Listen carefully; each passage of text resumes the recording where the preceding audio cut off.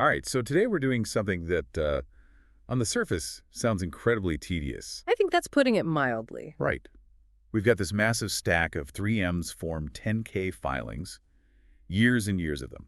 But we're going to read them, well, almost like a crime novel. Because most people see these as just, legal compliance, dense accounting tables. Exactly.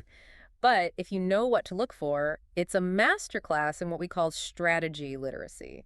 We're not looking at strategy as some static plan. Not a PowerPoint slide.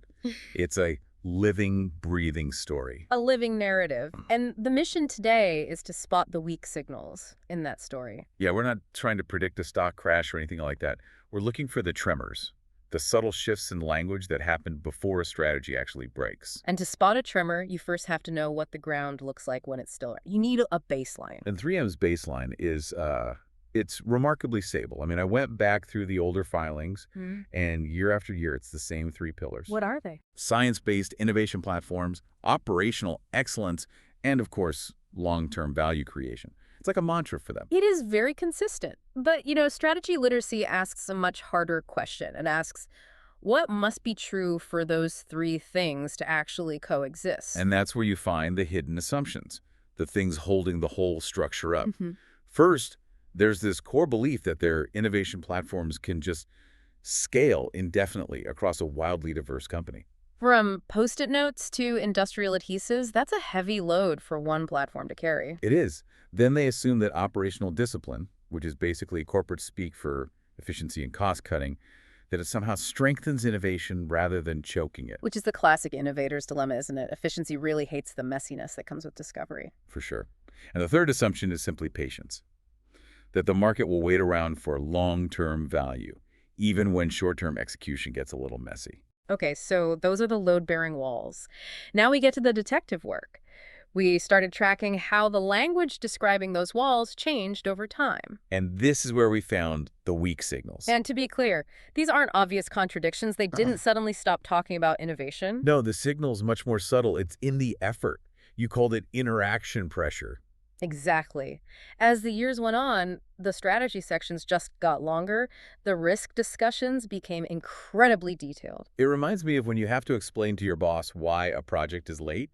If the explanation takes 2 sentences, you're fine. If it takes 10 minutes and a slideshow, You're in trouble. Precisely. When the narrative has to work that hard to connect the dots, that's your signal. We also saw a sudden spike in specific words, oh yeah, simplification, focus, and discipline.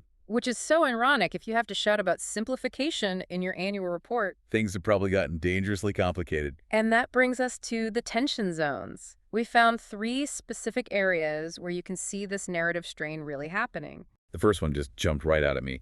Innovation breadth versus portfolio focus. What do you mean by that? Well, 3M's whole model is reusing technology across the entire company. That's the breadth. But the market is demanding they spin things off and focus. And you can't easily do both. If you focus the portfolio, you might just break the very platform that made you successful. So what's the second zone? It's cultural continuity versus structural redesign. I mean, think about it. 3M Soul is this slow-moving, thoughtful, science-based innovation culture. But they're radically restructuring the business with new org charts to move fast. So you get this mismatch. The corporate body is trying to move faster than the corporate soul is comfortable with. Okay, and the third? The third is one that's often overlooked. It's optionality versus control. The filings show 3M clamping down to get control, to get clarity. But when you optimize for You control, lose your options. You trade away flexibility. If you simplify everything to be efficient today, you might not have the messy experimental parts you need to pivot tomorrow. That is the ultimate trade-off. These weak signals tell us that 3M is essentially betting the house that their innovation system is modular enough to survive this clampdown. so this isn't about saying 3M is doomed. It's about seeing where the rubber meets the road. Yeah. Every strategy protects one thing by giving another thing less room. And the 10K is where they inadvertently admit what they're trading away. And that's the takeaway for you. Look at your own world, your department's annual plan, or your company's long-term strategy. Where are the explanations getting longer? Where is the word simplification suddenly getting a lot louder? Because that is exactly where your weak signals are hiding. Thanks for diving in with us.